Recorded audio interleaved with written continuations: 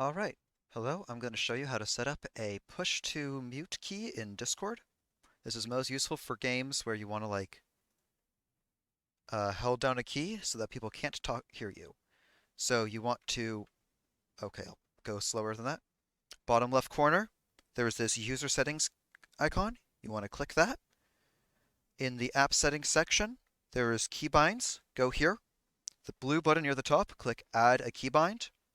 Action, you want push to mute, which is the fourth option currently. This list may change during updates. I'm going to set this to be V. You by just clicking that area, then pressing the key. And that's it. That's all you have to do. Now, you can't press escape to escape this menu because, as mentioned, keybinds are disabled while the keybinds window is open. So you have to click the escape button in the corner, and you're good. Now, if I hold down V, you can see that you can see I'm holding down V because it's appearing in the text bar, and that the mute icon is happening in the bottom left. That's all you need to do. Thank you.